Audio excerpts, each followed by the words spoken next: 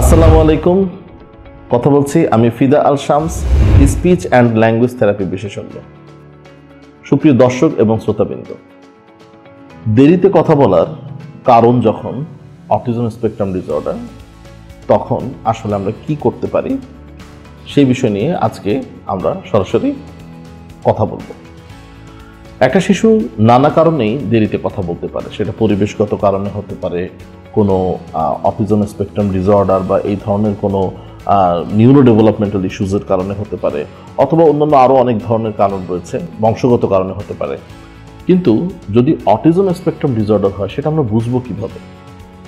দেখুন, অটিজম এটি দুটো গ্রিক শব্দ থেকে এসেছে। অট মানে আত্ম বা নিজ, এবং ইজম মানে মগ্ন থাকা। অটিজম স্পেকট্রাম ডিসঅর্ডার কেন বলা হচ্ছে? কারণ এখানে আসলে অনেকগুলো বৈশিষ্ট্যের আসলে ব্যাপ্তি থাকে। এটা আসলে নির্দিষ্ট একটি রোগ নয়, এটি কোনো রোগ নয়, এটি আসলে এক ধরনের আমরা বলি বিশেষ কিছু বৈশিষ্ট্য, যেখানে আমরা দেখি যে সামাজিক যোগাযোগের সমস্যা থাকে, কিংবা তার বৈচিত্র্যমূলক কিছু আচরণ থাকে, পুনরাবৃত্তিমূলক কিছু আচরণ থাকে, এবং আচরণগত কিছু সীমাবদ্ধতা থাকে, যেটার কারণে সে দেখা যাচ্ছে যে সেই শিশুটা অন্যান্য যে শিশুরা আছে তাদের সাথে হয়তো সঠিকভাবে যোগাযোগ করতে পারছে না, তাদের বয়স অনুযায়ী যেভাবে মিশে খেলার কথা সেটা পারছে না, বিভিন্ন নির্দেশনা অনুসরণ করতে পারছে না, তারপরে হয়তো তাকে নাম ধরে ডাকলে সে সরাসরি তাকাচ্ছে না, বা অনেক ক্ষেত্রে দেখা যাচ্ছে যে শিশু আসলে অনেক কিছু বুঝতেই পারছে না বা কথাও বলতে পারছে না। তখন অনেক মা বাবা চিন্তা করেন যে মানে এই বিষয়গুলো দেখে তখন তারা উদ্বিগ্ন হয়ে পড়েন, এবং তারা আসলে কার কাছে যাবেন সেটা বুঝতে পারেন না। আজকে আপনাদেরকে যেটা বলতে চাই যে যখনই আমরা দেখব যে শিশুর মধ্যে অটিজম স্পেকট্রাম ডিসঅর্ডারের কিছু বৈশিষ্ট্য রয়েছে, তখনই আমরা তার অটিজম স্পেকট্রাম ডিসঅর্ডারকে বিভিন্ন টুলস বেসড বিভিন্ন পরীক্ষা আছে এবং নির্ণয় করার উপায় আছে, সেগুলোর মাধ্যমে আমরা তাদেরকে শনাক্ত করব যে তার অটিজম স্পেকট্রাম ডিসঅর্ডার আছে কিনা।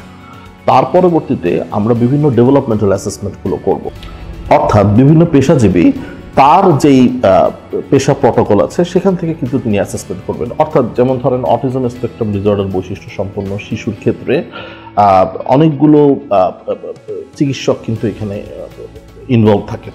যেমন ধরেন একজন শিশু বিকাশ বিশেষজ্ঞ, একজন শিশু নিউরোলজিস্ট বা ডেভেলপমেন্টাল পেডিট্রিশিয়ান আমরা বলি, সাইকিয়াট্রিস্ট, তারপরে সাইকোলজিস্ট বা যারা মনোবিজ্ঞানী আমরা বলি, speech and language therapist, occupational therapist, অনেক ক্ষেত্রে ফিজিওথেরাপিস্ট, অনেক ক্ষেত্রে শিশুর যারা বিকাশ নিয়ে কাজ করেন সে চাইল্ড ডেভেলপমেন্ট স্পেশালিস্ট, অনেক ক্ষেত্রে আপনার শিশুদের বিভিন্ন খাবার বা পুষ্টির বিষয়ক যে সমস্যাগুলো থাকে সেই ক্ষেত্রে একজন পুষ্টি বিশেষজ্ঞ। তো এরকমভাবে আসলে অনেক পেশাজীবী এই অটিজম স্পেকট্রাম ডিসঅর্ডারের যেই স্বাস্থ্যগত সমস্যা এবং তার বিকাশগত সমস্যা সেই এবং তার যে বৈশিষ্ট্যগুলো সে প্রকাশ করছে সেগুলোর আলোকে আসলে তারা বিভিন্ন ধরনের পরীক্ষা নিরীক্ষা করে তার সমস্যাগুলো নির্ণয় করে। এরপরে তারা একটা ট্রিটমেন্ট প্ল্যান করেন, এবং সেই ট্রিটমেন্ট প্ল্যান অনুযায়ী তারা কিন্তু বিভিন্ন চিকিৎসা প্রয়োগ করেন।